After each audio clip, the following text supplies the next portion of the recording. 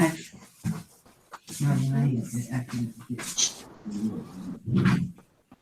que foi, Thor? Eu tô deixando umas coisas da sua mãe, Thor. Olha o que eu vi um pedaço de papel de toalha. Oi, vou até marcar para trazer para você. Ficou ligado pro...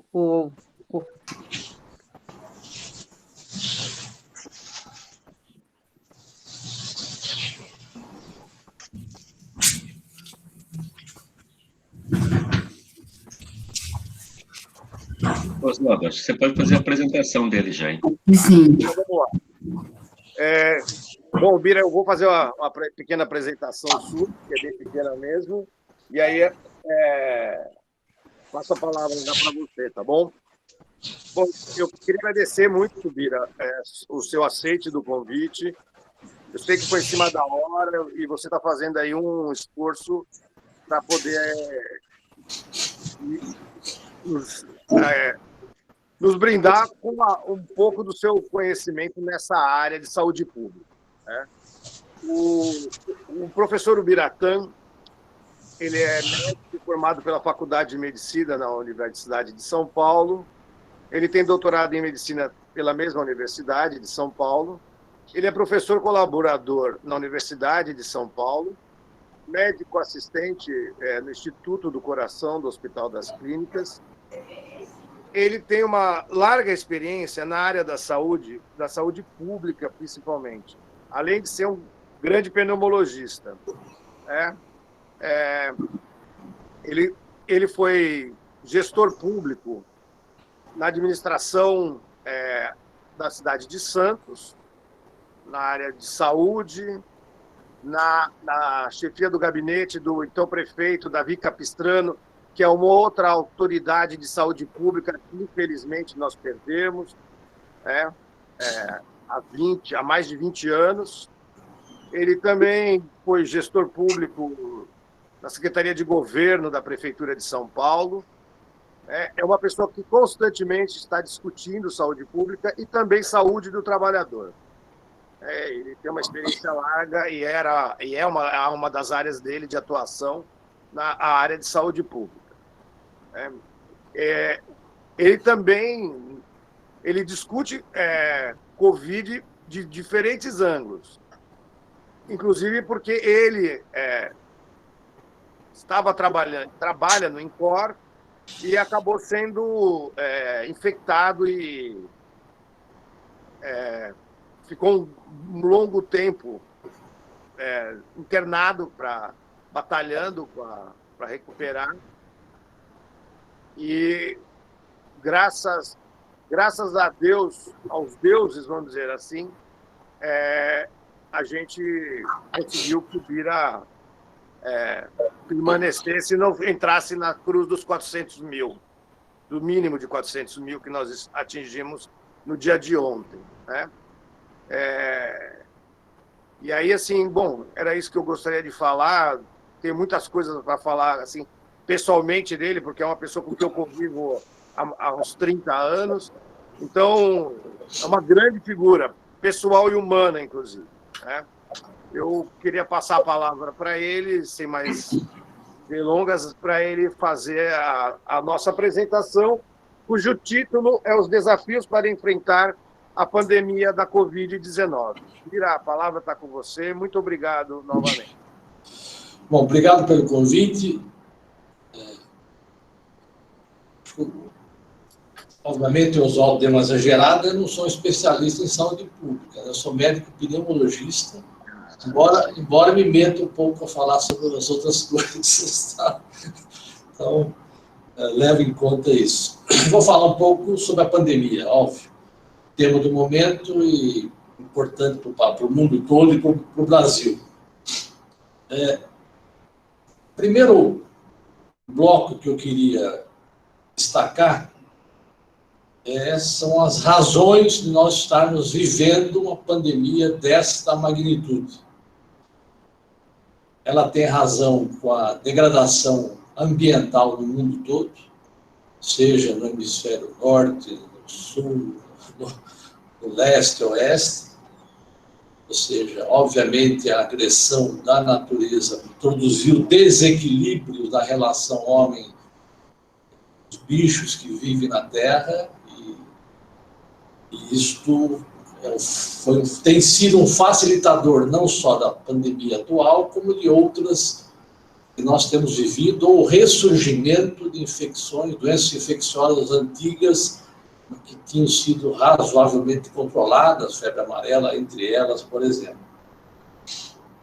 A outra razão é uma razão, digamos, positiva num certo aspecto, ou seja, nós aumentamos muito a mobilidade global, não é ruim que as pessoas do mundo se conheçam, se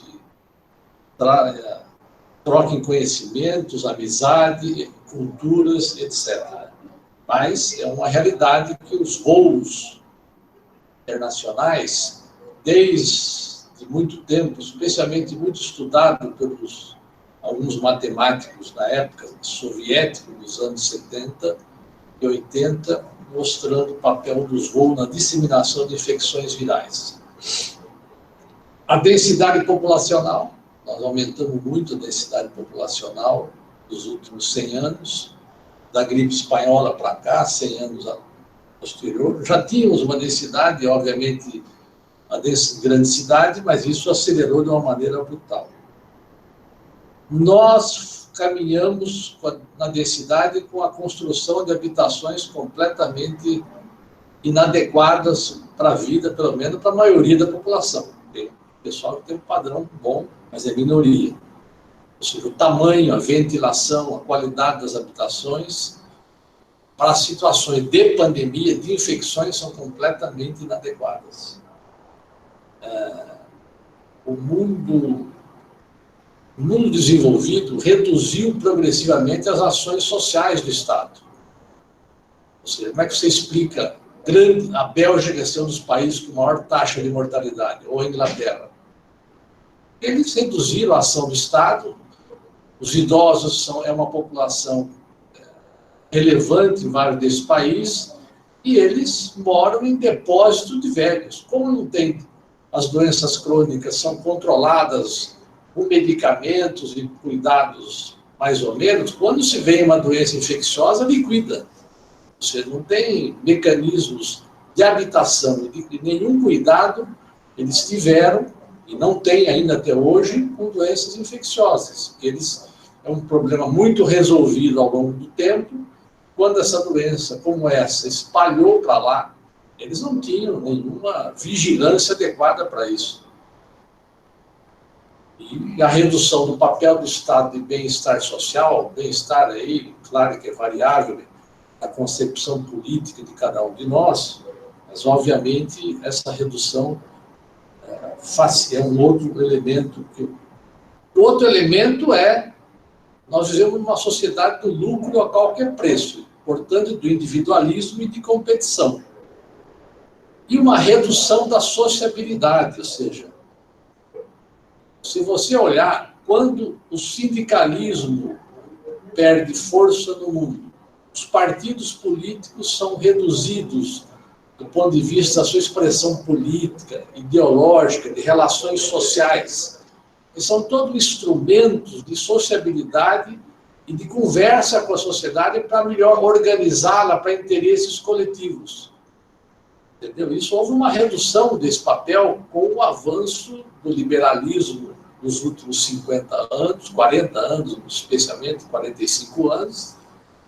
E, obviamente, quando você tem que enfrentar situações coletivas dessa magnitude, esse enfraquecimento joga um papel importante, na minha opinião, entre as coisas que eu estou comentando. Obviamente, tem uma situação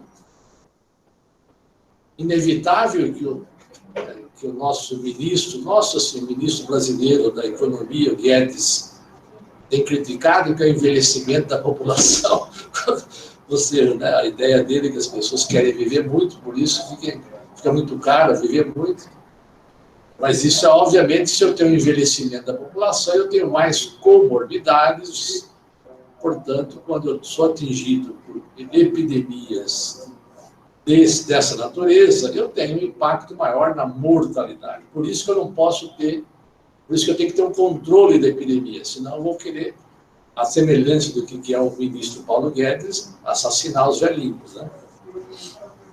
E, obviamente, existe um outro componente que é uma falta de coordenação global. Houve um esvaziamento da OMS nos últimos 30 anos, progressivo, da sua capacidade de investimento. O último governo norte-americano e este aqui são... O governo americano, na época Trump, saiu praticamente da OMS, esvaziou a participação do país mais rico do ponto de vista de PIB no mundo, né?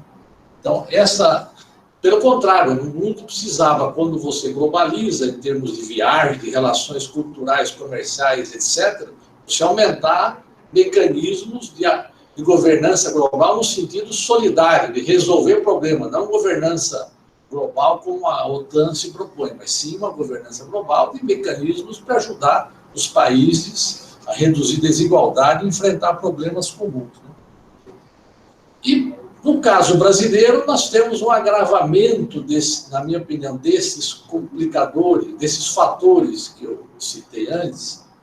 Nós temos acelerado a degradação ambiental. É desnecessário comentar a política de Estado do governo atual, de aumento do uso, incentivar o aumento do uso de agrotóxicos e reduzir toda a política de preservação ambiental a quase zero, ou seja, o aumento do desmatamento, de queimadas, de ocupações irregulares por grandes proprietários de terra no Brasil todo, especialmente aqui no Cerrado, na Amazônia, mas não só. Então, e aqui, obviamente, uma política do governo brasileiro que provavelmente é o principal governo do mundo. Eu não tenho informações sobre todos, obviamente. Talvez Mianmar possa se equiparar, mas lá é uma situação muito complicada, né, atualmente. Que o governo esvaziou o Ministério da Saúde durante a principal catástrofe sanitária do país. Retirou, saiu uma quantidade enorme de técnicos que estavam lá há décadas, coloca figuras incompetentes para dirigir o Ministério, como aquele general Pazuello, dá na mesma, e, obviamente, descoordenou, não operou ações coordenadas com os 26 estados e o Distrito Federal, e os 5.600, não me lembro exatamente o número, municípios que o Brasil tem todo, fez uma política contrária a qualquer possibilidade de coordenação e reduziu todos os mecanismos de proteção social, ou seja, a perda de emprego, redução de salário, desvalorização do salário mínimo frente ao aumento dos gastos de uma família que vive de 1, 2, 3 salários, com gasto com alimentação, vocês sabem do que eu estou falando.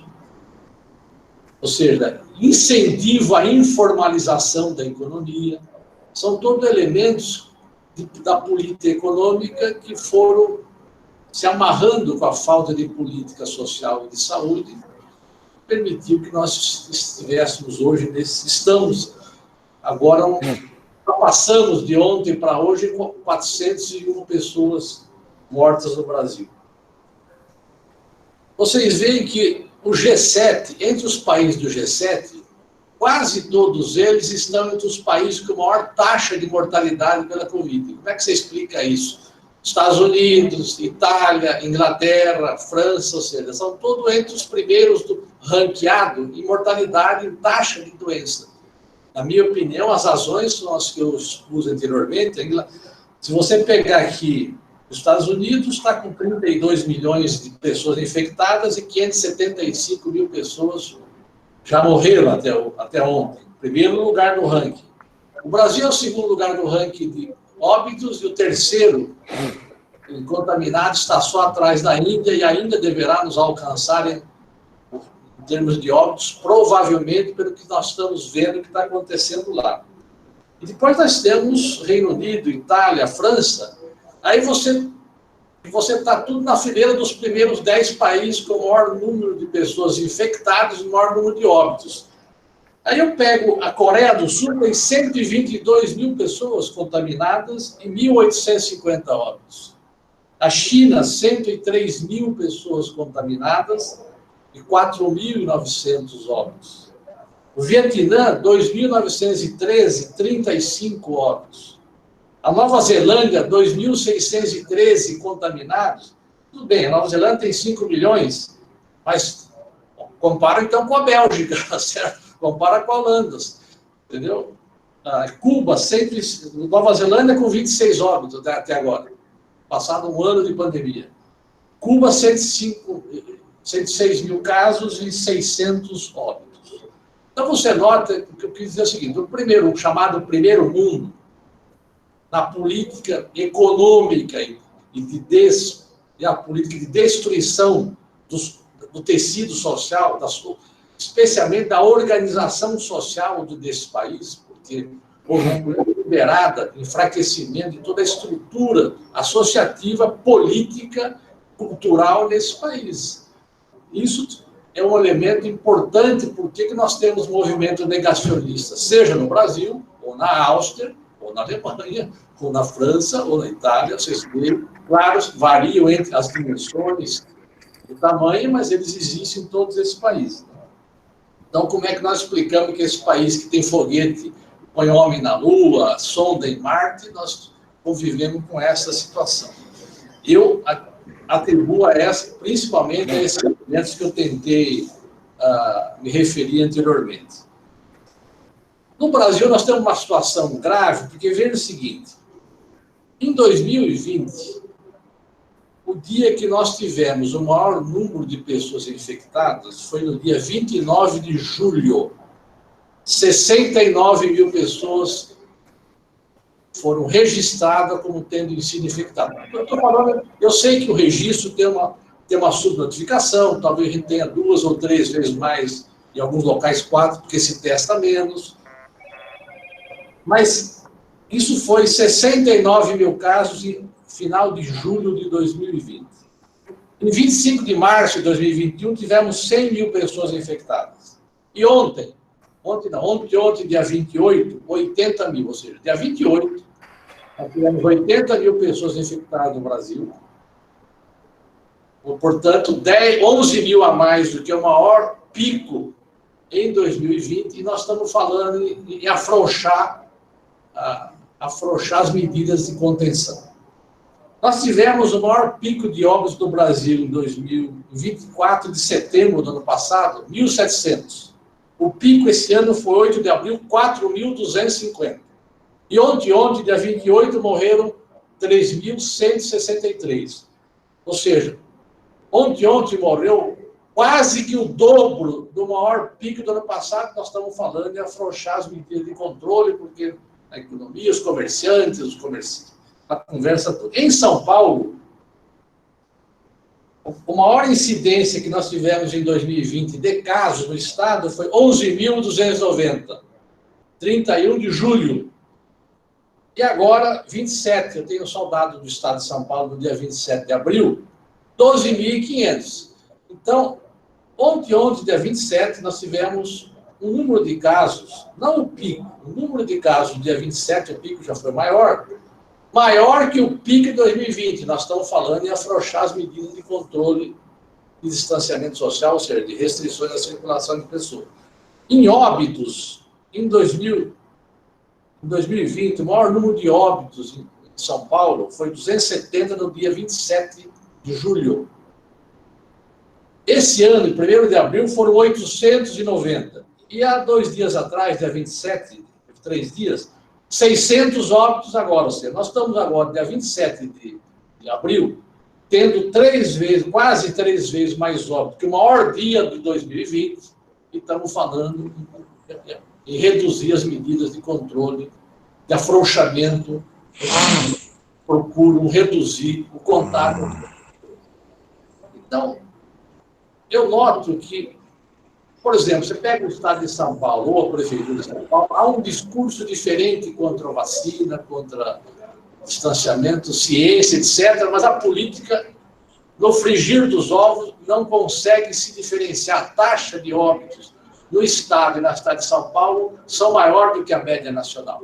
É claro que aqui tem mais pessoas adentradas, tem muita favela, mas nós também temos mais recursos de saúde comparado a outros estados. Então, o que eu quero dizer com isso? Não é possível combater a pandemia só com conversa, só com discurso de bom senso, como está mostrando também os países europeus. Os países europeus, quando jogaram a mortalidade, o número de casos em junho, maio, lá para baixo, quase zeraram. Depois eles voltaram a abrir a economia e começaram em setembro, outubro, ou novembro alguns, ou janeiro outros, e houve uma explosão de casos que foi pior que a chamada primeira onda. Então, essa é uma... eu queria chamar a atenção para que nós temos que olhar essas questões, na minha opinião, que não tem uma medida única que resolve, do ponto de vista na minha opinião, da minha concepção, o problema do controle da pandemia e a possibilidade de nós retomarmos a atividade econômica, aumentar o emprego, aumentar o salário das pessoas, voltar a ter investimento na área produtiva, em ciência, tecnologia, etc., etc. Ou seja, nós precisamos ter um conjunto de medidas organizadas a nível nacional e com os estados, coisa que nós não temos e não temos perspectiva de ter. Se nós não fizermos muita pressão, e por enquanto a nossa capacidade de pressão ainda está insuficiente para poder atingir, na minha opinião, esses objetivos que vão jogar o número de pessoas infectadas e, portanto, o número de pessoas que morrem lá para baixo. Eu acho que é um erro que nós não podemos aceitar qualquer controle da pandemia trabalhar com taxa de internação ou pior ainda, taxa de UTI.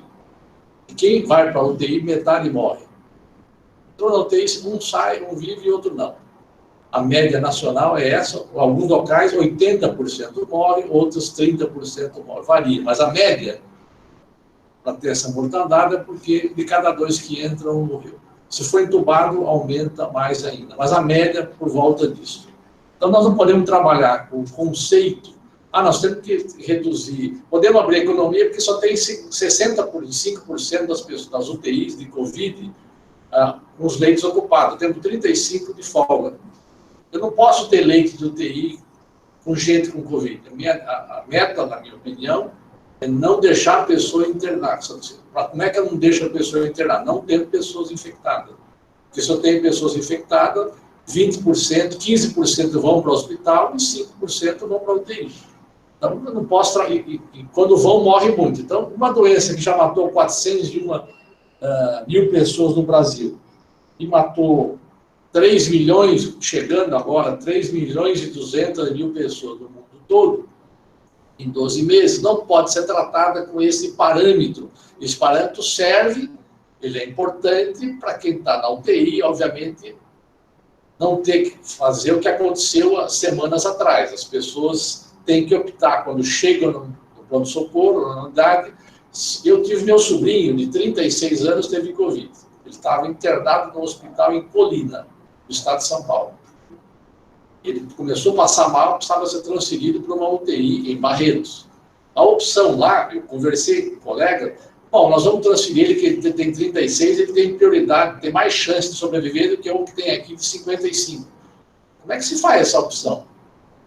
Ou seja, qual é o estresse que você causa num serviço de saúde, de urgência, num hospital, numa UTI, quando você tem que priorizar 2 pessoas que estão em situações ruins, um que tem 30 e o outro 60, levou internal de 30 e deixa de 60 esperando para saber se pode internar. Essa é a situação de quem trabalha com esse conceito de taxa de lotação da UTI para decidir sobre a economia. Na minha opinião, inaceitável. Além de você criar um estresse danado em todo o corpo técnico de saúde que opera a atividade, a atenção àquele indivíduo, ao mesmo tempo que você vai superlotando e você vai banalizando a morte. Imagine você trabalha num local que metade das pessoas que você cuida morrem.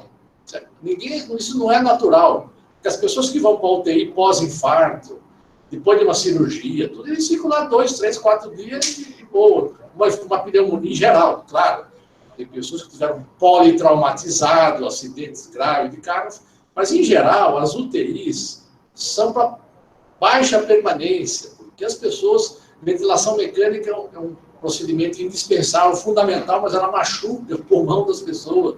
Ela vai quando não tem jeito, não é isso? Então, e é para pouco tempo. Quando nós ficamos uma pessoa entubada, eu fiquei 6 dias entubada agora. Meu sobrinho ficou 12 dias, sorte que ele tem 36 anos, né?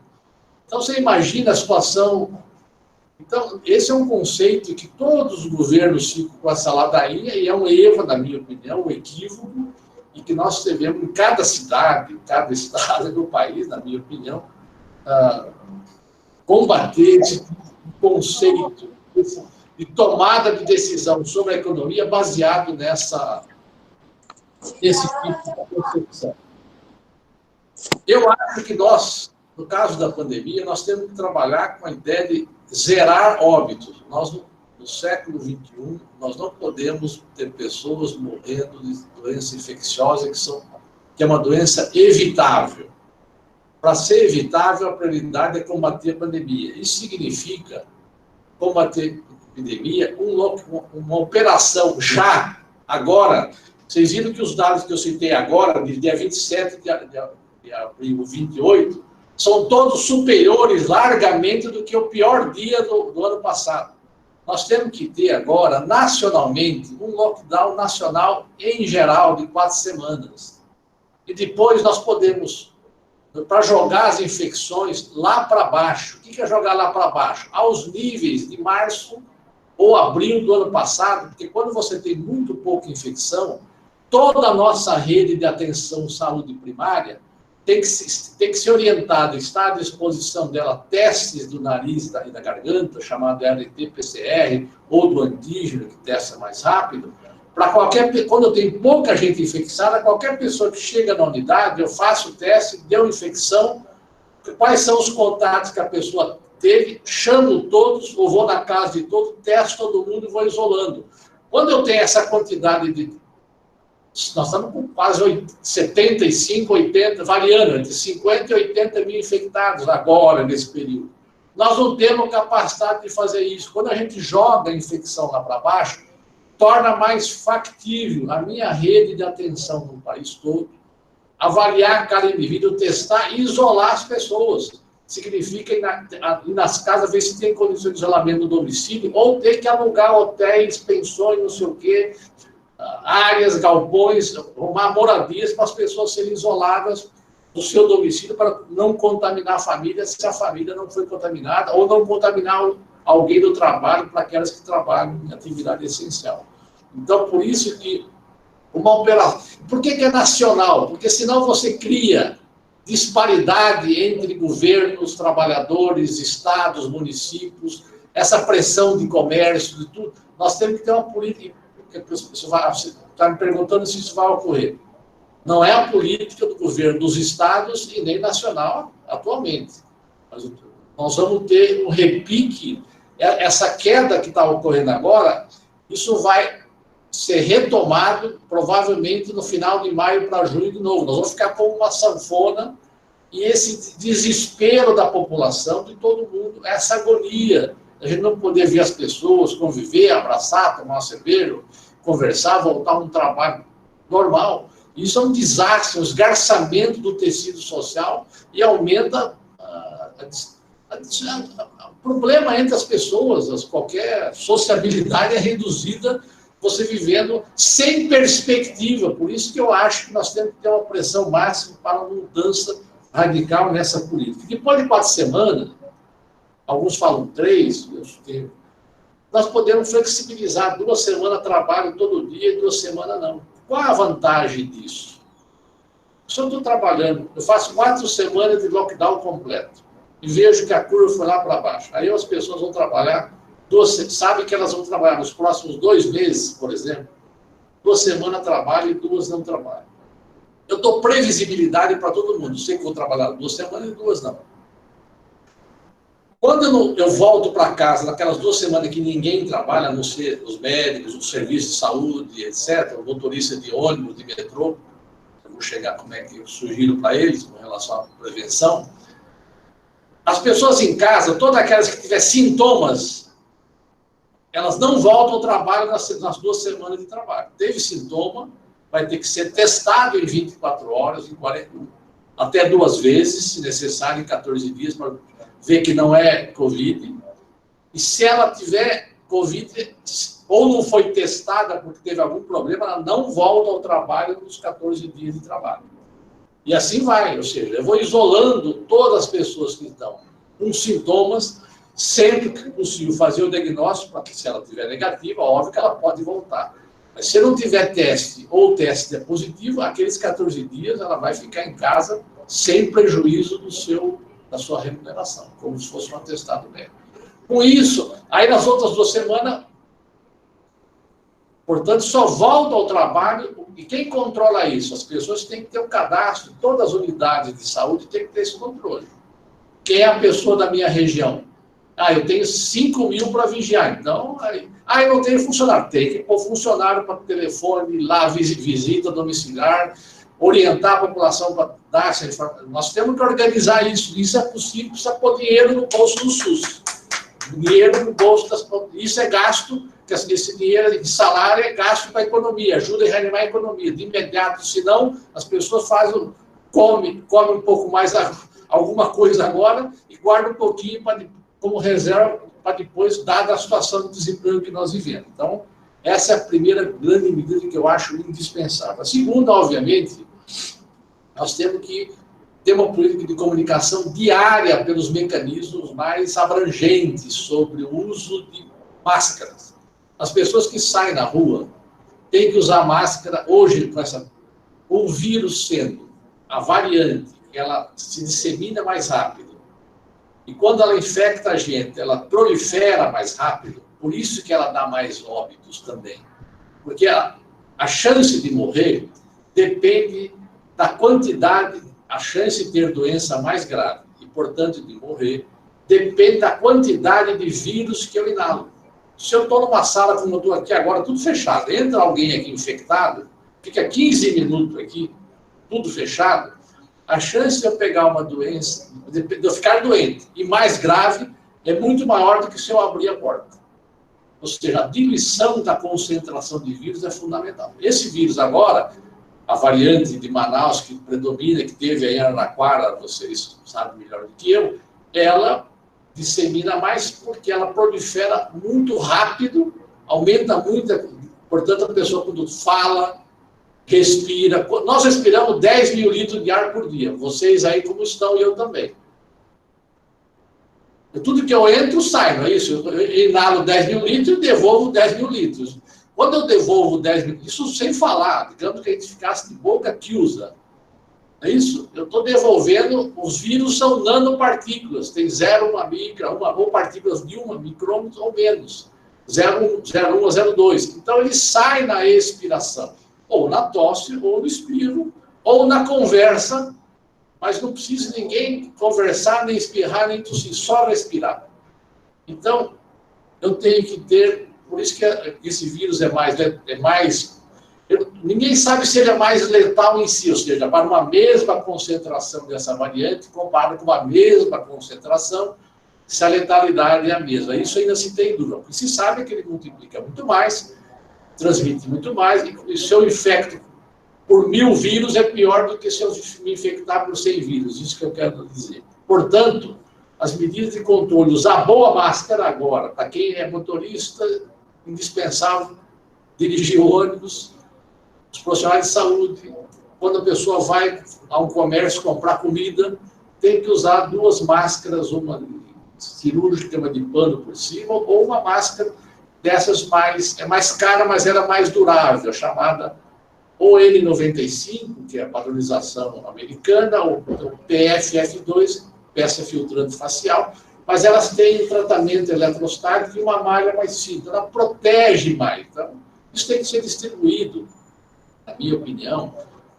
Isso é uma questão de política de saúde. Então, todo mundo que que nós achamos que tem que trabalhar para a gente, motorista de ônibus tem que trabalhar, tá bom. A faxineira tem que ir lá limpar o hospital, tá bom.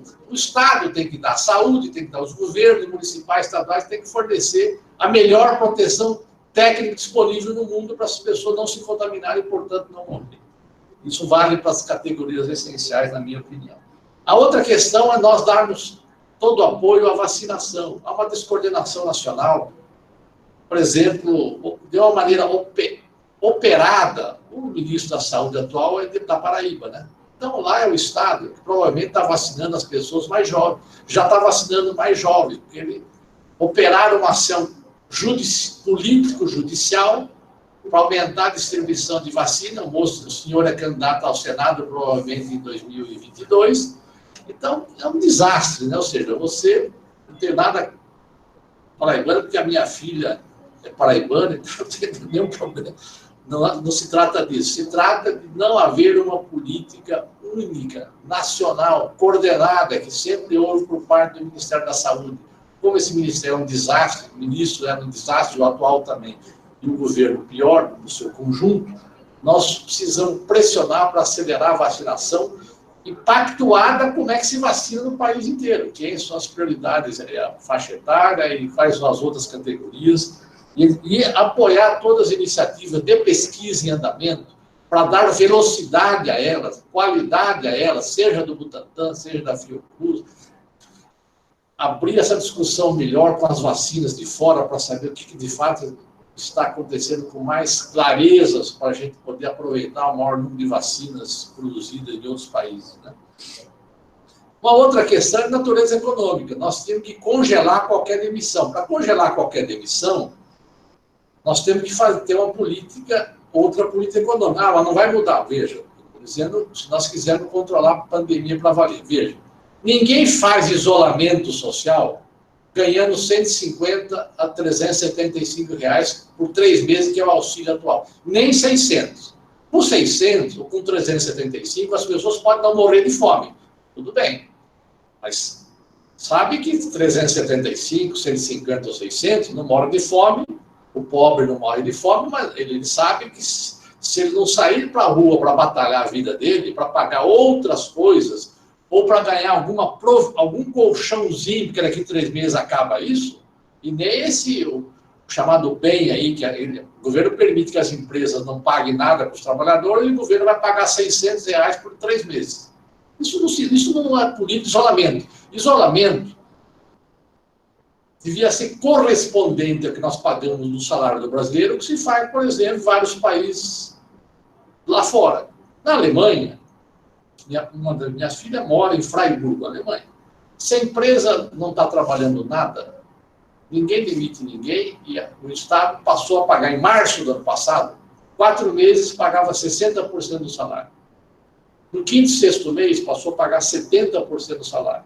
A partir do 8º mês, a partir do 7º mês, passou a pagar 80% do salário, mais 5% por até 3 filhos. Ou seja, quanto mais tempo afastado, a pessoa vai gastando o colchão que ela tinha. Então, tem que aumentar o salário, não reduzir o valor que eu pago. E isso agora foi prorrogado até março de 2022. Claro, se a empresa começa a ter uma atividade e começa a trabalhar 10 horas, 20 horas e pagar 30% do salário da pessoa, o Estado vai pagando, completando até esse valor que eu falei, 80%, e se tiver filho, até 3 filhos, que chega a 95%. Que aí permite a pessoa estar, bom, eu estou garantido até março de 2022. E eu estou com um salário que não é o ideal, o salário brasileiro já é baixo, mas também não é 600 reais e nem 150, 375. Entendeu? Ou seja, nós temos que... Política de auxílio não pode ser... Isso aí é para a pessoa não morrer de fome e ficar... aumentar a ansiedade, porque sabe que daqui 3 meses está no olho da rua, não vai receber nada e vai ter que já sair aos tapas para conseguir emprego. Então, eu acho que essa questão é uma questão fundamental. Como é que se pactua isso? O governo federal, estados, municípios, como é que vai... O cobertor, quem pode emitir dinheiro, a gente mexer no teto de gastos, de operar o orçamento, com força, é óbvio que é o governo federal, e teria que ter pactuado isso com os estados. O estado de São Paulo, por exemplo, é um dos poucos estados que o governo se faz jactância de não ter tido queda negativa do PIB do Estado em 2020. Se não teve PIB negativo em 2020, perante a situação Brasil e global, obviamente que ele pode pôr a mão mais no bolso, me parece, na situação de pandemia. Não é pôr a mão no bolso para gastar para outra bobagem, mas na situação de pandemia, gastar com coisas ligadas à saúde e esse tipo de medidas que eu estou... E, por último, nós temos que aprender que a pandemia acentuou a desigualdade, e ela revelou uma coisa que todos nós sabemos, que nós precisamos mudar o nosso conceito de produção de habitações para as pessoas pobres morar. Não é possível as pessoas morarem em 40 metros quadrados, em 30 metros quadrados. Isso aí é escritório que as imobiliárias aqui em São Paulo faz para o médico ter lá consultório médico, para especulação de jovens que vêm estudar, fica em um quarto, um banheirinho. Agora, uma família que tem 4 pessoas, 5 pessoas, é uma política habitacional que nós temos que rever na minha opinião, porque não é só por uma questão da pandemia que tornou claro que a ventilação é importante, que eu preciso eventualmente fazer isolamento, que eu não posso ter escadas, etc., porque as pessoas, quando tem Covid, uma parte grande tem sequelas que não conseguem andar, ou porque estão com deficiência respiratória pela afecção pulmonar, ou porque tiveram infarto, porque tiveram AVC, ou porque estão muito fracos, porque ficaram muito tempo deitados, tomaram muito corticóide que dá atrofia muscular, muito tempo sem exercício. Eu perdi 14 quilos. Eu contratei uma fisioterapeuta. Comprei os suplementos alimentares. Agora, e o povo? Entendeu? Então, as casas têm que ter capacidade de adequar as pessoas e o Estado oferecer para todo mundo que teve... Quando eles falam, nós temos aqui, ó, Brasil é 14,6 milhões de contaminados, se tiver registrado. Aí eles falam, não, tem 12 milhões recuperados, quem carapalha? Qual é a recuperação? Quanto desses recuperados, 5, 10, 15%, não precisam ter uma assistência do setor saúde, da assistência social, enfim, da área de esportes, para poder melhorar, agilizar sua recuperação, ajudar a sua recuperação, para ele voltar. A maioria deles poderão voltar a ter uma vida normal se ajudado. Se deixar dar uma troca, que é a maioria, uma parte maior não vai ter isso. No Reino Unido, agora, eles reservaram 12 bilhões de dólares só para isso. E para tratar, e criar 5 centros de saúde mental para tratar profissional de saúde, a mais no orçamento. Porque tem essas sequelas da Covid, que são diversas, além dos problemas das pessoas que trabalham na saúde. Não é só trabalho da saúde. As pessoas que estão fazendo home office, às vezes, para manter o trabalho, o emprego, elas acabam tendo jornadas excessivas de trabalho. Alguém aqui, no começo da nossa conversa, comentou que vários de vocês estão trabalhando mais até porque temos muitas atividades e a gente acaba atendendo, enfim, ou por dar aula, debates como... Então, isso é um problema que estressa a sociedade, e nós vamos ter, a partir de agora, as consultas e procedimentos cirúrgicos, consultas médicas que foram atrasadas, postergadas pela pandemia, muitas delas não conseguem mais ser postergadas. Então, nós vamos ter que aumentar o recurso para o SUS e não reduzir, porque a pandemia eventualmente... Não, pelo contrário, nós vamos ter os diabéticos, as pessoas que precisavam fazer cirurgia de revascularização do miocárdio, troca de válvula, cirurgias ortopédicas, enfim, gástricas, uma série de tratamentos que nós, aqui mesmo, nós adiamos tudo, porque o hospital é um ambiente de Covid e fica mais chance das pessoas virem aqui e se contaminar, contaminação cruzada. Então, todo mundo fez isso. E agora, os outros países, é uma questão nacional, mas nós temos que saber disso e acelerar o recurso para a saúde e não o contrário. Bom, eu já falei que ia falar meia hora, acho que já falei demais, e aí eu queria basicamente fazer provocar, como é um curso de pós-graduação, é um curso a provocações, portanto, espero tê-las feito. Muito obrigado. Bom, muito obrigado, Bira. Eu esqueci, na apresentação também do Bira, de falar que atualmente ele é presidente do Conselho Superior da Fundação de Escola de Sociologia e Política, né? Bira, bom, eu tenho alguns comentários que foram feitos que se baseiam basicamente numa linha. A questão é possível, assim, é interessante que você tratou de medidas de caráter, de política pública, de vida social, né? Como as medidas mais eficazes do ponto de vista do controle.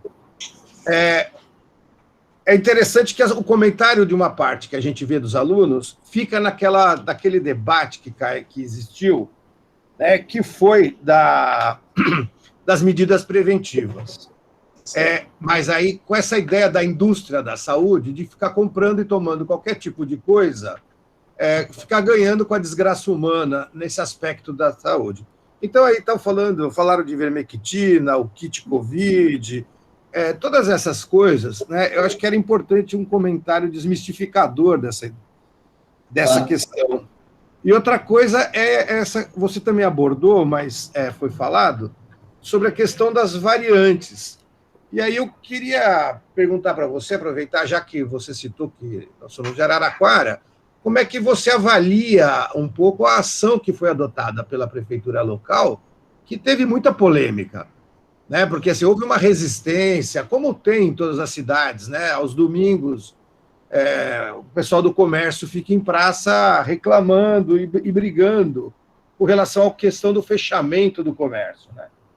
Então, e em Araraquara o prefeito tomou uma atitude que vai na linha um pouco do que você comentou, né? E assim, é interessante, inclusive, que isso repercutiu nacionalmente e internacionalmente, porque virou uma aldeia gaulesa, digamos assim, em termos de enfrentamento do Covid. Se tiver mais alguém que quer fazer alguma pergunta ou comentário. Eu tenho uma pergunta. Eu também. Eu também, professor, tenho uma pergunta. Bem, o meu nome é Lázaro, professor, eu agradeço pela sua exposição. A pergunta que eu tenho a fazer é um pouco na direção do que o Oswaldo comentou, para entender um pouco melhor o que aconteceu com a classe médica no Brasil.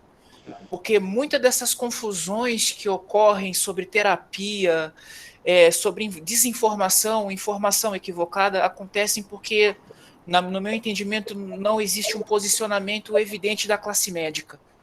Então, nós estamos vendo até o cometimento de crimes como charlatanismo, curanderismo, exercício ilegal de medicina, em que a classe médica não se posiciona, não tem um posicionamento claro, principalmente do CFM. Então, eu gostaria de que o senhor falasse alguma coisa sobre o que aconteceu com a classe médica no Brasil. Parece que tem uma outra pessoa que queria falar. Sim, professor. Eu queria fazer uma pergunta sobre alguns comentários. Como é que você chama? Donaldo. Hã? Donaldo. Isso. Pois não. Tem alguns colegas na área da atividade física que a pessoa que tem o VO2 máximo maior, acima de 50 milimol por quilograma, tem uma resistência maior ao vírus, né? O VO2 máximo, acima de 70 milimol por quilograma, tem uma resistência maior para pegar o vírus. O que o senhor pode me explicar sobre se realmente isso é uma verdade? Helena? Helena, bom dia. Eu queria fazer uma pergunta. Eu também você queria. Está na fila, está anotado, tá bom?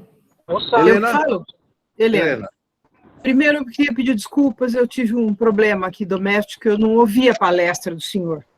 Então, eu sou docente do programa, meu nome é Helena, e eu estou muito chateada por não ter escutado, mas foi um problema aqui que eu não pude entrar. Mas eu, desde ontem à noite, depois da minha aula, eu estou com uma questão para trazer para o senhor. Então, eu não sei se o senhor falou a respeito dessa questão ou não, eu me desculpo, então, por isso. Mas meus alunos estão aí, tivemos uma aula ontem, o assunto da vacina saiu, e eu queria saber a opinião do senhor Se eu estiver sendo redundante, ou se o senhor já tiver expressado isso, o senhor me perdoa e não precisa responder. E responda se quiser também, se achar conveniente. Eu queria saber o que o senhor acha a respeito das patentes das vacinas, dos remédios e das patentes. Como é que o senhor vê essa questão? Sanvic. Sou eu, professor Sandro. Bom, Fala, Sandro. Minha pergunta é o seguinte, professor. O que você acha dessa polarização política em termos de afetar a taxa efetiva de vacinação? Eu falo isso porque aqui nos Estados Unidos, onde eu moro, existem os estados que são republicanos, natureza, e aqueles que são democratas, né? Então, nos estados republicanos, que são os fiéis do Trump, a taxa de vacinação é muito baixa. O que você acha no Brasil? Você acha que vai acontecer isso também? Tá. Gilberto, e aí obrigado. A gente devolve para o Bira e, se der, a gente faz mais uma outra rodada. Eu queria fazer uma pergunta. A questão é a seguinte, por exemplo, eu sou de Santa Fé do Sul, não sei se parabenizar primeiro pela... Uma seria na direção da professora Helena também da patente que nós falamos ontem. Mas eu queria fazer uma outra. Aqui no nosso município, o prefeito, inclusive, lançou nos jornais e nas rádios, oferecendo kit Covid, ivermectina e outras coisas, e outros remédios. Eu queria saber o que o senhor acha, sob o ponto de vista da saúde pública, essa questão. Bom, Bira, devolvo para você a bola. Tá bom. Bom, vou tentar emitir meu ponto de vista. Uma das primeiras perguntas foi sobre a questão da política adotada em Araraquara, né? Veja, eu assisti uma live que estava o secretário de saúde daí, o prefeito, e também vi os dados decorrentes das medidas que ele adotou, que não se restringiram pelas informações que eu obtive, vocês devem ter mais informações, não se restringiram ao lockdown, à restrição da mobilidade, rigoroso distanciamento, isolamento físico, que a gente chama, mas também a operação da área da saúde para fazer teste, identificar pessoas infectadas e, com isso, ajudar a orientar para o isolamento, parece que conjuntamente contribuíram para reduzir o número de pessoas infectadas e, consequentemente, internadas em decorrência de óbitos. Me parece, então, portanto, me pareceu que foram medidas bastante adequadas. O problema é que é muito pouco, não é fácil um município, isoladamente, manter essas políticas sozinho por muito tempo.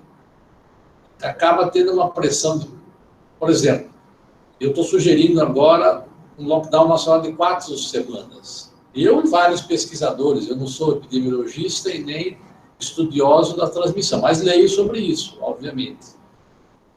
Então, Araraquara, ou São Carlos, ou outras cidades, ou Americana, Campinas, ou São Paulo, nós dificilmente conseguiremos ser uma ilha sozinhos, sem a solidariedade, a política solidária, semelhante, parecida de um conjunto. Isso cria uma pressão em cima das autoridades locais. Precisaria ter uma sociedade muito, muito fortemente organizada para resistir isso pelo período necessário, porque nós estamos com a replicação. Eu falei para vocês a quantidade de pessoas que estão se infectando no estado de São Paulo é maior, 2 vezes e meia maior do que o maior pico do ano passado. Isso ocorre no estado e no Brasil. Quando o vírus se multiplica muito, ele produz mutações. A maior parte das mutações são vírus que não menos viáveis, digamos assim, mas algumas produzem um vírus mais fortinho, um VO2 maior, como disse um colega aí da área de educação física, provavelmente. Ou seja, porque eu tenho muita multiplicação. Então, se eu não reduzo a infectividade, eu não vou reduzir a possibilidade de eu ter mutações mais agressivas. E aí, com a mobilidade das pessoas que viajam de ônibus, de carro, etc., isso vai se espalhar, como a variante que começou em Manaus, espalhou por 70% que nós temos hoje em São Paulo é AP1, entendeu? Então, eu acho que as medidas foram essenciais, mas nós temos que batalhar por medidas, no mínimo do Estado, e nacionais, que seriam, na minha opinião, é o ideal. É o ideal e necessário.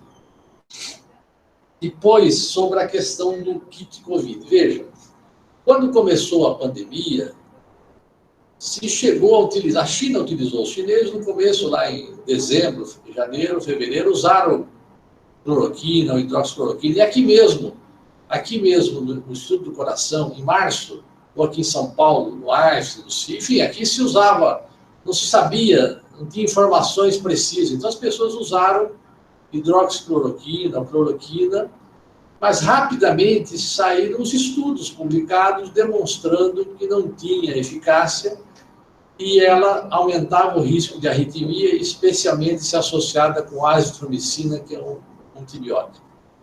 E cada vez surgiram mais estudos mostrando que ela mais prejudicava, não previne, não é um tratamento que previne infecção, nem usada precocemente no início de sintomas, vai prevenir o agravamento da doença. Pelo contrário, atualmente, agora em março, saiu uma grande revisão de uma revista inglesa chamada Nature, uma revisão grande do NIH dos Estados Unidos e da revista da Sociedade Europeia Respiratória, são 3 publicações recentes, agora de março e abril, e todas elas contraindicam o uso de cloroquina, ivermectina e também de azitromicina, e nenhuma indica o uso também de ivermectina, a não ser para estudos, para saber se ela vai funcionar em alguma situação ou não. Então, veja, é natural que quando você tem um problema, você fica testando vários medicamentos. Na medida que você vê que os medicamentos, a ivermectina, as pessoas ficam tomando seguidamente, então aumenta o risco de hepatotoxicidade, doença hepática grave, o necessário transplante hepático, como já está ocorrendo em vários locais aqui no Brasil. E a hidroxicloroquina aumenta a mortalidade. Estudos publicados atualmente, ela aumenta em 20%, 30% a mortalidade. Então, não tem sentido ela não ajudar e aumentar a mortalidade de uma doença que já é mortal. Veja, outro dia eu fui numa dentista e ela me perguntou, mas o senhor, lá no hospital, vocês usam esse kit de cloroquina? Eu falei, não, quando eu tenho problema no dente, eu vou no dentista, não é isso? Se eu tenho problema no gato, no cachorro, eu levo no veterinário. Se você precisar trocar a sua válvula do coração, você vai no cirurgião cardíaco. Então, veja, como é que a gente se orienta? A ciência erra muito. A indústria farmacêutica força a barra para vender as coisas. Nós sabemos disso. Agora, a maneira de nós todos, qualquer cidadão se orientar, é tentar ver, bom, onde é que tem a maior parte das pessoas que estudando o assunto, que direção eles estão sugerindo. A gente vai errar, não é que não podemos errar, a gente provavelmente vai errar menos. Então, veja, nós precisamos usar um pouco do bom senso. Se eu tenho dor de cabeça, eu vou perguntar para o prefeito, para o governador, ou para o presidente da República se eu uso Novalgina, porque a Novalgina pode dar aplasia de medula, ou a paracetamol, que pode dar doença hepática, ou aspirina, que pode dar também aplasia de medula, ou pode dar reação alérgica. Eu não vou perguntar para o prefeito, para o presidente da República, é governador.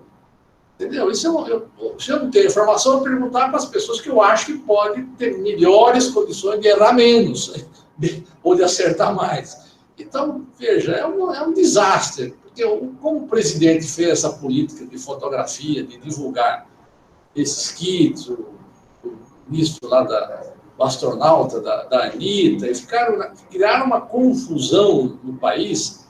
E como 90% dos médicos votaram no Bolsonaro no Brasil, 90%, provavelmente. Hoje, provavelmente, talvez metade ainda votaria ou menos. Os que estão trabalhando em grandes centros têm impressão que quase nenhum. Porque essa interferência, essa divulgação de atitudes completamente fora de qualquer evidência que aquilo funciona, as pessoas não aceitam mais, não é possível isso. Você indicar tratamentos, autorizar tratamentos que mais matam do que previne, do que não previne, pelo contrário, entendeu? Então, isso está fora. Evidente que nós temos... vai surgir de repente, agora, E esses outros anticorpos monoclonais, para com isso. Ou seja, o que nós fazemos quando o indivíduo está internado é manter ele com oxigênio. Se ele tem inflamação pulmonar, damos corticoide para reduzir a inflamação, quantidade de células e de substâncias do pulmão que estão dificultando as trocas gasosas. Se ele tem problema de coagulação, damos heparina ou outro anticoagulante. Se ele tem infecção bacteriana, porque o pulmão, nós estamos com a resistência baixa, o vírus atacou, as bactérias que estão na nossa garganta, entram no pulmão e dá uma pneumonia. A gente faz isso para manter a pessoa viva até o corpo dele produzir anticorpos e células e matar o vírus. Ele vive por conta disso. Não é porque a gente matou o vírus, nós conseguimos. A luta é, vamos ganhar tempo essas 2 semanas, que são os principais, entre o 5º e o 15º dia, que as pessoas podem se agravar, portanto as coisas são mais complicadas. Nós ganhamos tempo dando oxigênio, atendendo ele direito, dando suplemento alimentar porque ele não está comendo, ou está com diarreia, controlando o vômito, controlando a infecção secundária, reduzindo a inflamação do pulmão, reduzindo a formação de coágulo, tratando o coágulo se foi formado. É isso que a gente faz. Infelizmente, às vezes, eu tomei soro plasma de pessoas que tiveram Covid. Eu estava numa situação desesperadora, isso é o que os intensivistas resolveram me aplicar o plasma. Então, são medidas que se tomam numa UTI, numa situação, e aí ficou essa discussão num fla-flu nacional sobre a hidroxicloroquina é muito bom para tratar artrite reumatoide, também às vezes para chikungunya, que às vezes tem muitos comprometimentos articulares, se usa, então, para malária. Então, veja, não é que é uma droga que tem suas indicações, e tudo bem. Entendeu? A ivermectina a gente trata vaca, boi para isso, também animais e também o homem em algumas situações de verminose, e por enquanto não tem evidência que ela vai ajudar a combater, nem prevenir e nem evitar que os sintomas leves deixem de evoluir para sintomas graves. E a azitromicina é um bom antibiótico, muito usado, a gente usou muito no começo, depois parou, porque você imagina, começa a usar a azitromicina em milhões de pessoas, eu vou aumentar a resistência bacteriana a um bom antibiótico que a gente usa muito para outras situações. Então, tem que ter, veja, tem que ter um certo... As pessoas têm que acreditar um pouco no bom senso, em vez de ir atrás como boiada de medidas. Os prefeitos e o CFM fazem isso de maneira irresponsáveis, não é só por ignorância. Ignorância junto com irresponsabilidade, entendeu? Obviamente que não tem... que essas pessoas terão que ser... Espero que a CPI... Congresso, nos municípios, nos estados, essas pessoas, assim como o próprio CFM, eu mesmo sou solidário a uma ação a um cardiologista aqui do INCOR, de representação contra o Conselho Federal de Medicina, por aceitar que o médico tem autonomia. Que autonomia? Autonomia você tem para praticar a medicina à luz do conhecimento que tem. A medicina, até 1860, senhores, ela mais matou do que salvou. Entendam isso. Até 1860, todo mundo era tratado com sangria, vômito e diarreia. Elas davam purgante para as pessoas. Eu acho que vários de vocês que têm a minha idade, eu tenho 69, nossas mães davam purgante uma vez por ano. Não sei se... eu sou em dobrada, tá certo? Morei dos 6 meses de idade até os 17 anos, em dobrada, do lado de vocês. Estudei no Colégio Olímpico de Caxias, técnico de Química em Araraquara, entre 67, 8 e 9. Então, conheço um pouco o interior. Morei no sítio de 12 alqueires, que é aquela do meu pai, durante 52 até 1970.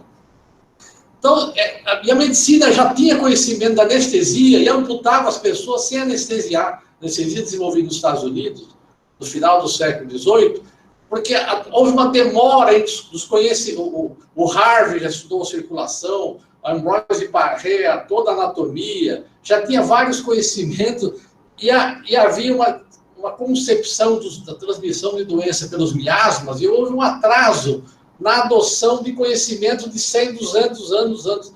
No século XX, isso mudou, felizmente. Acelerou entre a descoberta e o uso da descoberta. E agora as pessoas estão querendo voltar atrás. Ou seja, essa conversa toda é um retrocesso do ponto de vista, nós temos que controlar, exigir que a ciência seja clara, explique tudo, não esconda nada, não vamos atrás da pressão das farmacêuticas, mas, obviamente, não, se não vamos nas farmacêuticas, muito menos dos propagandistas de cloroquina. Muito bem. Eu acho que já falei um pouco da classe média, então acho que já respondi um pouco sobre isso, sobre o kit Covid.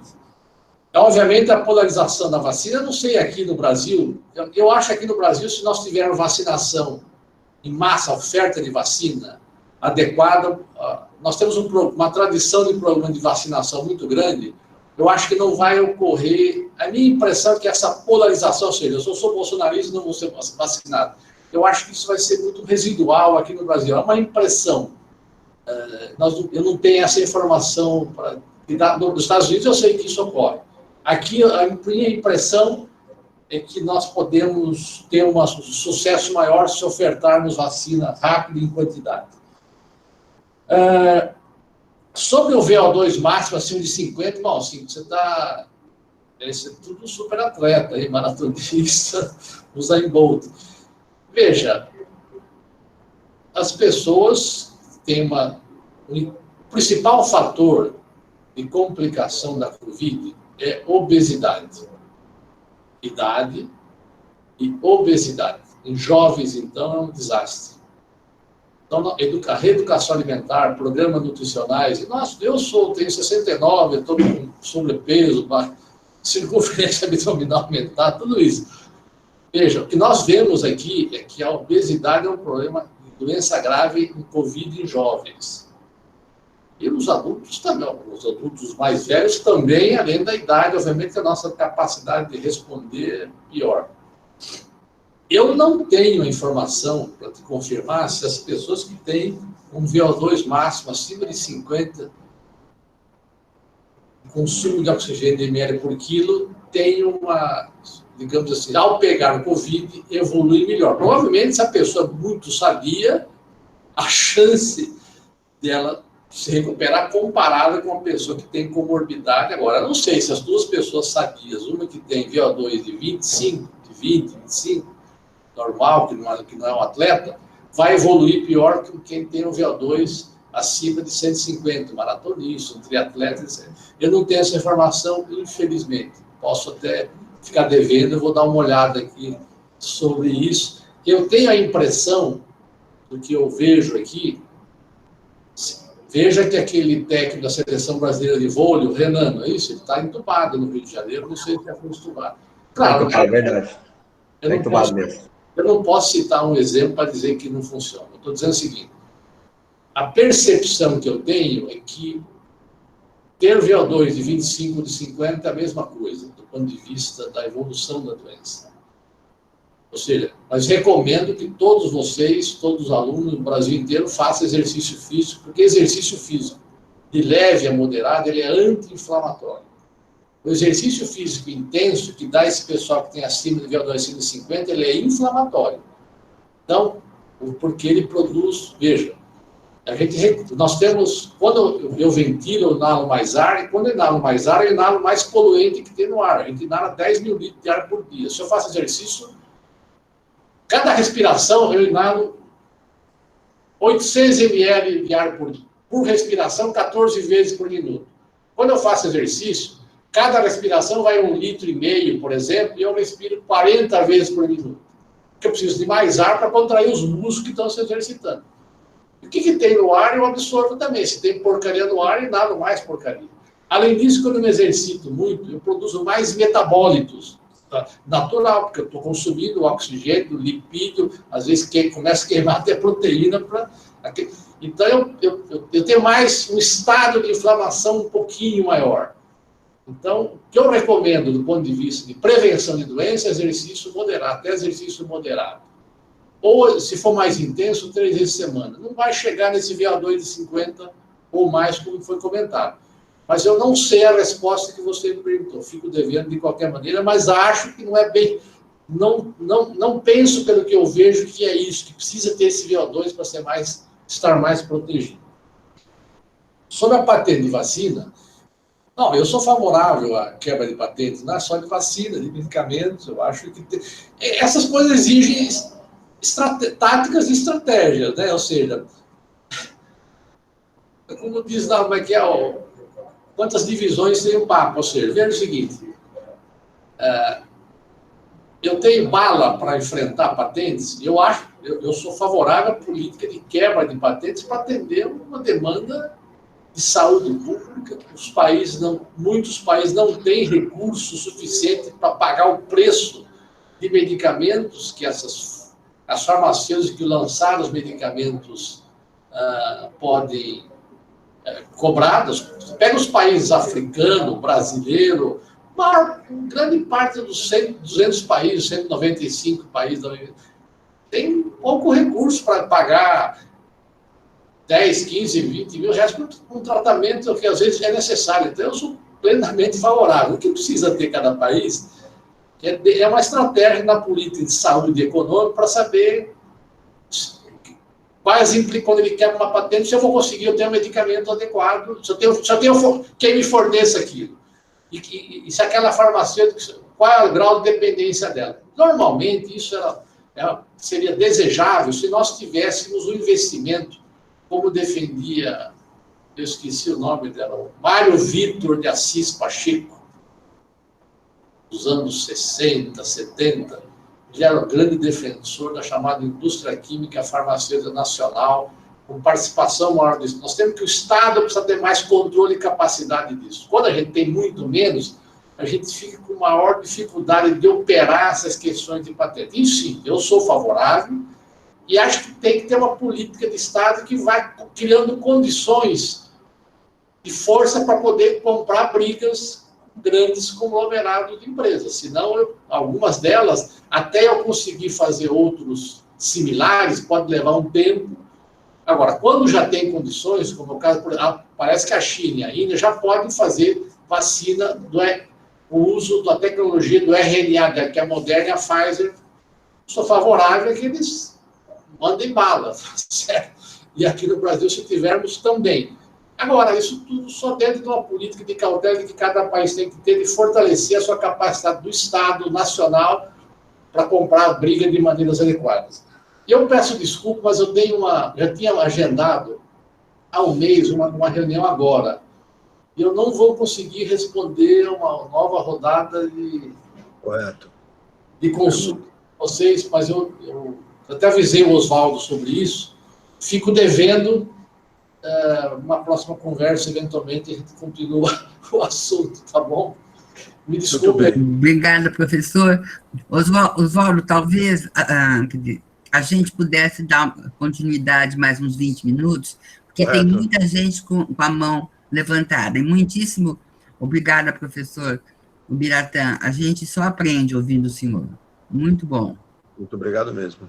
Tá bom, obrigado aí, e até desculpe aí, mas eu não tenho condições, que é uma reunião com o pessoal de Piracicaba, já agendada, e não tenho como não cumprir o compromisso. Um abraço, tchau. Abraço, muito obrigado, Ubiratã. Obrigada, Ubiratã. Bom dia. Pronto. Oswaldo. Diga. Olha, eu estou vendo Miriam, Terezinha, Alessandra, com as mãos levantadas. Talvez nós não vamos responder como especialistas, como o Biratã, mesmo porque, como você explicou, todos os nossos seminários desse ano versarão sobre a pandemia, né? Mas talvez mais uns 20 minutos para a gente, pelo menos, ouvir as questões que elas têm, que essas pessoas que levantaram a mão têm. Eu estou vendo a Terezinha, que faz tempo que está com a mão levantada, a Alessandra, eu vi que levantou, e a Miriam. O Erasmo também aí está com a mão levantada. O Erasmo também. Ok, então a Terezinha. Miriam. Alessandra, não sei se está mantendo. Alessandra. Está mantendo. Não, eu já pus no chat. Tá legal. Ela não vai. Então, é Terezinha, Erasmo e Miriam. Professora Vera. Miriam e Erasmo, tanto faz. Professora Vera.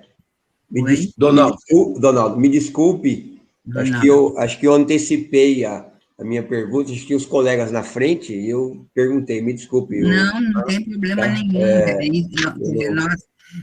Infelizmente, ele tinha uma reunião que ele não pôde realmente, ele já falou com a gente, ele foi extremamente gentil, porque ele aceitou o convite faz 3 dias. Então, ele foi extremamente gentil, isso não costuma acontecer. E a gente vai ter uma série de outros seminários versando sobre a pandemia. Então, nós já temos a confirmação para maio da secretária municipal da saúde daqui, que vai falar, quer dizer, concretamente de medidas que foram tomadas, enfim, de uma política efetivada contra a pandemia.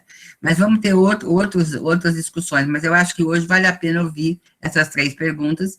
Tem mais uma, o Fernando também. Fernando, quer dizer, a gente não vai poder, quer dizer, eu não sou especialista mesmo, eu só sei que eu tenho muito medo da pandemia. É o único sentimento concreto que eu tenho.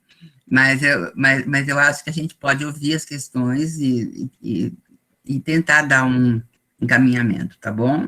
Fechado. Então, Terezinha.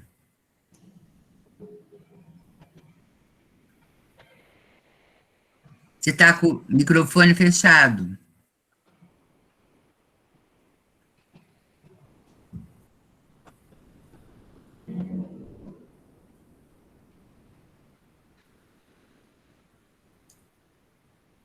Não estou ouvindo. Vocês estão ouvindo? Não. Mas ela está com o microfone aberto. Ela não está conseguindo falar.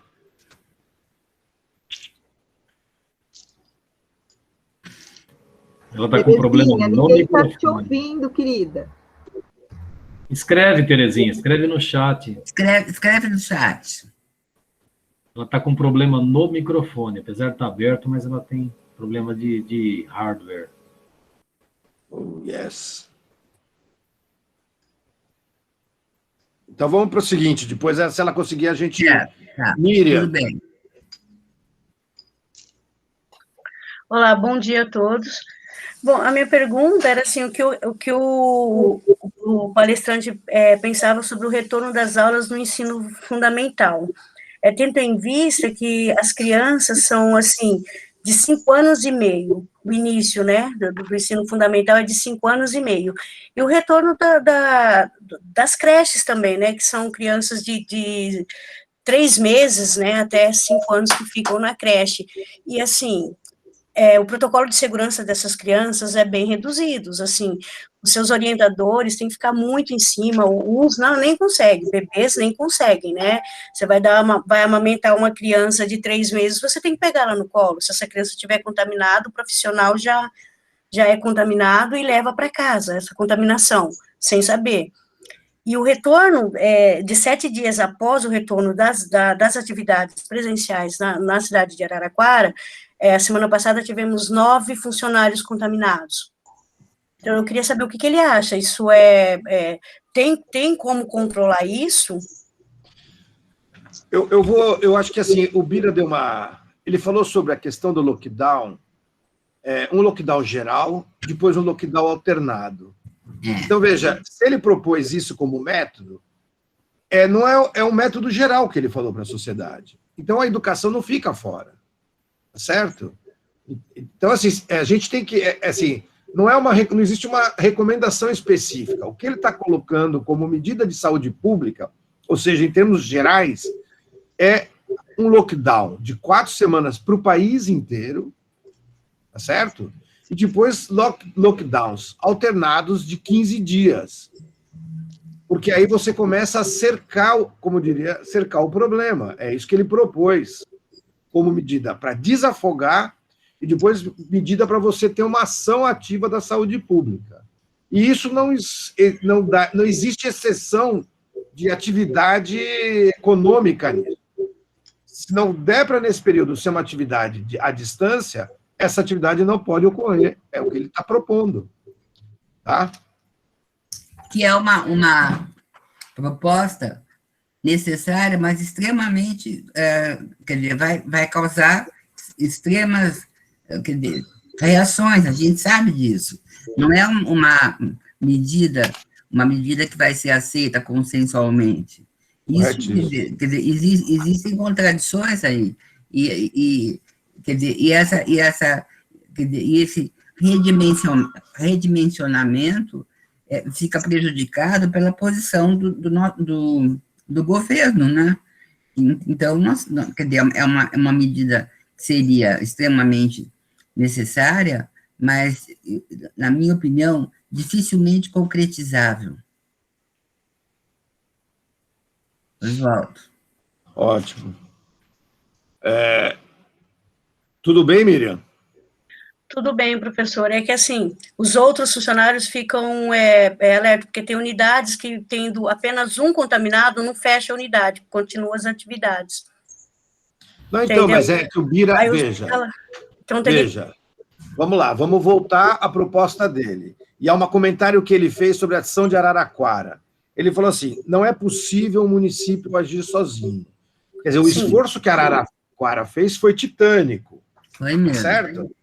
E isso, assim, no início deu um grande desgaste, mas depois, assim, mostrou os resultados que dava. Veja, a Alessandra, ela citou o caso de Serrana, que é um caso que houve vacinação em massa no município. E isso mostrou como caiu a internação, óbitos e tudo. Não, Serrana ou Serra Azul, Alessandra? Serrana. Foi em Serrana que teve a vacinação ou foi Serra Azul, que é o município vizinho? Serrana. Foi Serrana. Então, vejam, assim, o que o Bira estava falando é que essa é uma ação, qual foi a tendência do governo geral? O problema é do indivíduo, é o indivíduo que tem que resolver. O que o Bira está falando, assim, não é isso. Nós precisamos de uma intervenção em termos de saúde pública e de política de governo e política de Estado. Então, o que aconteceu?